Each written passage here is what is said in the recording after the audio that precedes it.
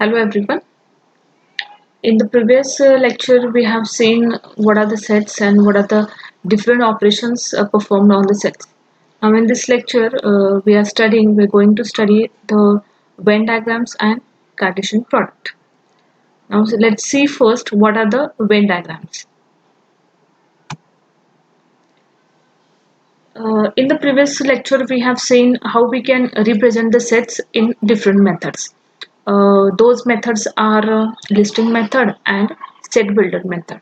Similarly, we can represent the sets graphically also and by using the only Venn diagrams. So why these diagrams are called as a Venn diagrams?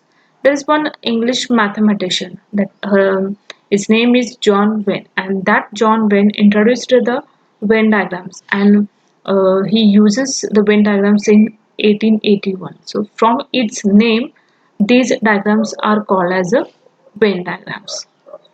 Venn diagram is nothing but a schematic representation of a set by a set of points.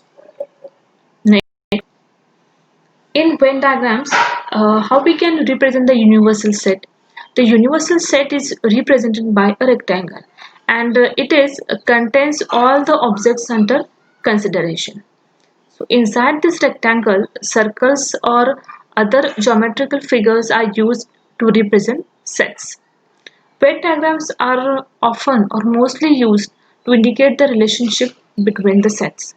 So you can understand what is the Venn diagram, how we can represent the different sets by using the Venn diagrams, and we can represent the rectangle by using the universal set, and circles are used to represent the sets. Let's see some of the examples of the Venn diagrams. First example is set A, which is represented by a circle inside the universal set E or U. And there is another example that is universal set E. Next, what are the union operation and intersection operation? The union operation is, it is the A union B contains the elements which are included in both A or B or both. So we are represent this union operation by using the Venn diagram like this way. There is another operation that is intersection operation. So intersection, what is the definition of intersection? Intersection means those elements which are common to both the sets A and B.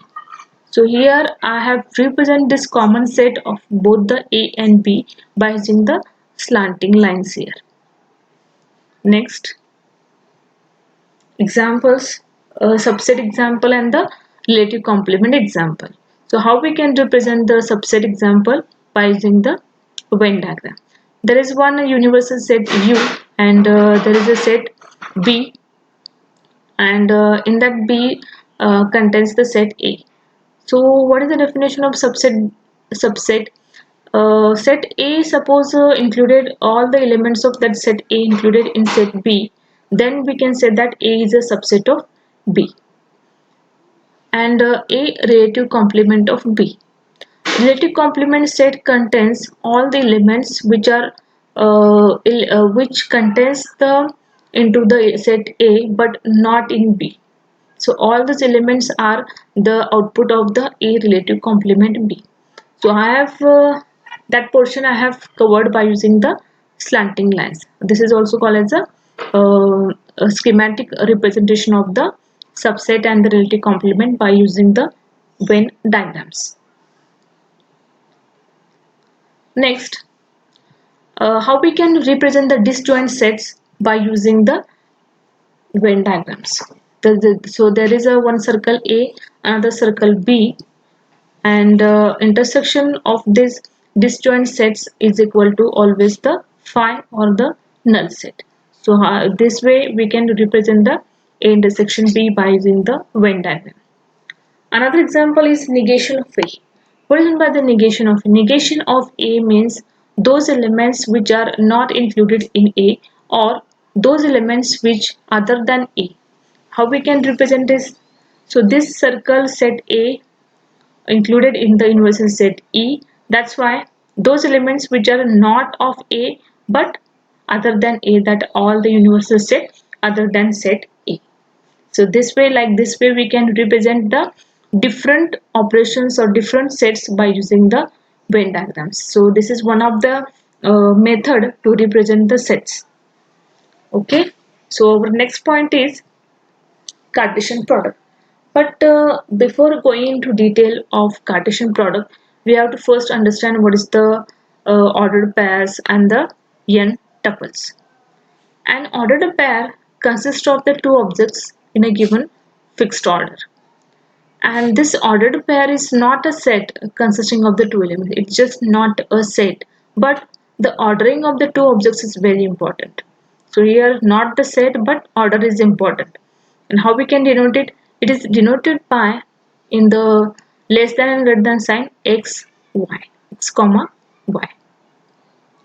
So we have to define the equality of these two ordered pairs. The equality of the two ordered pairs x, y and u and v. These two ordered pairs are equal if and only if x is equal to u and y is equal to v. From this point we have to understand that pair means it contains only the two elements. Next, an ordered triple. An ordered triple is an ordered pair whose first member is itself an ordered pair. So the ordered triple is written as x, y and z. So this ordered triple contains the three elements. So by the name you can understand the ordered triple always contains the three elements. The equality, how we can define the equality of the two ordered triples? So there are the two ordered triples x, y and z and u, v and w. So these two ordered triples are equal if and only if x, y is equal to u, v and z is equal to w. But x, y is equal to u, v. This we have to say that equal if and only if x is equal to u and y is equal to v. By discussing these points, we can conclude that, or we can say that x, y and z is equal to u, v and w if and only if x is equal to u and y is equal to v and z is equal to w. Similarly, there is one an ordered quadruple. This quadruple, by the name you can say that it contains the four elements. So an ordered quadruple is defined as an ordered pair whose first member is an ordered triple. So from this point you can say that this ordered quadruple contains the first member is the triple, and this triple and ordered triple contains the first element must be the ordered pair. So this ordered quadruple can be written like this way: x, y, z, u, which is actually x, y, z and u. So how we can define the equality of the two ordered quadruple? These two ordered quadruples are said to be the equal if and only if x is equal to p, y is equal to q, z is equal to r and u is equal to s. So after discussing all these points like ordered pair, ordered triple, ordered quadruple, now we can conclude that and there is one ordered n tuple. So continuing this process, an ordered n tuple is defined to be an ordered pair whose first member is an ordered n minus 1 tuple. So it can be written as x1, x2, x3, xn minus 1 and xn. So how we can define the two ordered n tuples are equal? So x1, x2, x3, xn minus 1 and xn, and u1, u2, u3, un minus 1 and un are said to be equal if and only if x1 is equal to u1, x2 is equal to u2 and xn is equal to un. From discussing all these points, we can conclude that, or we can say that An ordered tuple can be written like this way: x1, x2, x3 and xn. Next, Cartesian product. So Cartesian product, suppose there are the two sets A and B, and the set of all ordered pairs such that the first member of the ordered pair is an element of A and the second member is an element of B. It is called as the Cartesian product of A and B.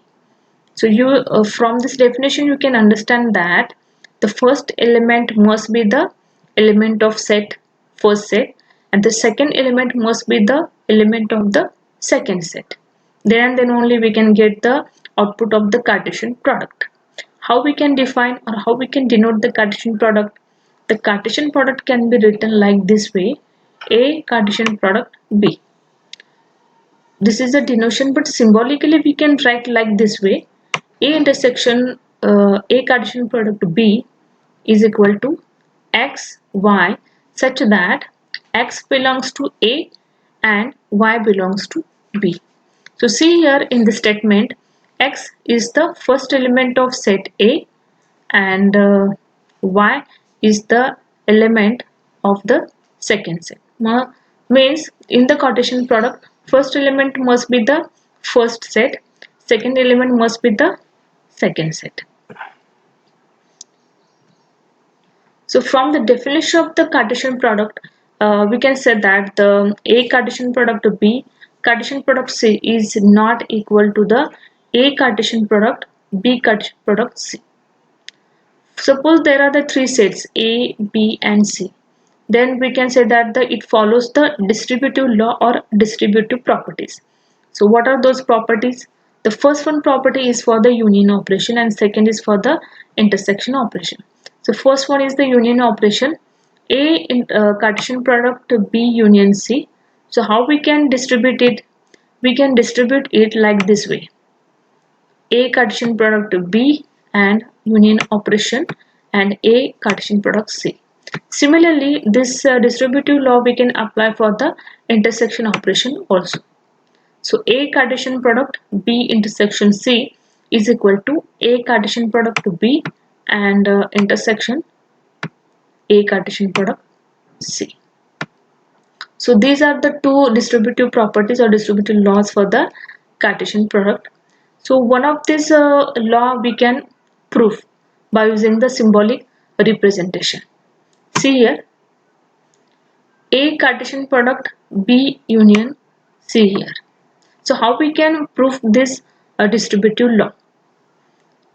First, in the first statement x, y such that x must be the first member of set A and second member must be the second set, that is B union C here. Now see here in the next statement or second statement, x, y such that x belongs to A and y belongs to B. Now distribute this: y belongs to B union C. Means here union operation is distributed. How? See here, y belongs to B here, then or means union, union means or y belongs to C here. Now in the next statement, this intersection operation is distributed. In the next statement, x, y such that x belongs to A and y belongs to B. So this intersection operation here is distributed and applied to this: x belongs to A and y belongs to B. So resultant is x belongs to A and y belongs to B. Next, OR operation, and x belongs to A and y belongs to C. So our resultant will be x belongs to A and y belongs to C. So now see here, concentrate on this third statement, that is x belongs to A and y belongs to B. It is nothing but our symbolic representation of the Cartesian product A and B. So in other meaning or in other symbols we can write like this way: A intersection product B. So and this OR operation is also nothing but our union operation. So union here, and similarly this is nothing but the symbolic representation of our Cartesian product A and C. So in other way we can write like this way: A intersection product A Cartesian product C. So we have proof here: A Cartesian product B union C is equal to the A Cartesian product B union A Cartesian product C. Similarly, we can prove the other distributive law for the intersection operation. So see some of the examples of the Cartesian product here. In this example, set A contains the two elements P and Q, and set B contains the three elements that are 1, 2 and 3. Then we have to calculate. First one is A Cartesian product B, second B Cartesian product A, third one is A Cartesian product A, B Cartesian product B, and last one is A Cartesian product B intersection B Cartesian product A. So let's see one by one. There is one here are the solutions of all the problems A Cartesian product B. So you have to first um, remind that what are the sets or what are the elements of A and B. So A contains the two elements P and Q, and B contains the three elements that are the 1, 2 and 3. So pair each and every element of P with the each and every element of B. Means we have to pair each and every element of the first set with the each and every element of the second set. So here our sets are A and B. So A contains the P and Q, B contains the 1 and 2, 3. So we have to pair this first element with the each and every element to B. Take the second element of A and pair with the each and every element of B. Now see here our what are the result. So P1. So take the first element of A, that are P, pair it with the first element of B, that is P1. Take the first element of P, pair with the second element of B. Take the first element of P, pair with the third element of P. So taking the first element of A is finished processing. Now take the second element. Which is the second element of A? The second element of A is Q. Now pair with the every element of B. Take second element, pair with the first element. Take the second element, pair with the second. Take the second element, pair with the third element. Okay, similarly we have to calculate for the B Cartesian product A. So now here first is the B and then is the set A. So what are the elements of B? B contains the 1, 2 and 3 element, and A contains the P and Q. Take the first element of B. Which is the first element of B? There is 1. So 1 pair with the first element of A, that is P. Take the first element of B, pair with the second element, that is Q. 1P and 1Q. So after taking the first element, the processing is finished. Take the second element, that is 2. Pair with the second element, first element P. Take the second element, pair with the second element. After taking the second element, finish processing. Take the third element of B, pair with the first element P. Take the second element, pair with the second element. Similarly, we have to calculate the A Cartesian product A. Take the first element of A, P. Pair with the first element P, PP. Then take the first element, pair with the second element PQ. Now take the second element, pair with the first element. Take the second element, pair with the second element. Similarly, we can calculate the B Cartesian product B. Take first element, pair with the first element. Take first element, pair with the second. Take first element, pair with the third. So after taking the first element, process is finished. Take the second element, pair with first. Take the second element, pair with the second. Take the second element, pair with the third. Take the third element, pair with first. Take the third element, pair with the second. Take the third element, pair with the third. Similarly, we have finished processing and we can get the resultant output here. So last one, our question is, what is the A Cartesian product B intersection B Cartesian product A? So answer is 5. Why it is answer the 5? See here, A Cartesian product B contains the P1, P2, P3, Q1, Q2, Q3, and the B Cartesian product A contains the set 1p, 1q, 2p, 2q, 3p and 3q. So in these two sets there are the no elements are in common elements. That's why our resultant output is 5 or null set. Okay, understood? Thank you.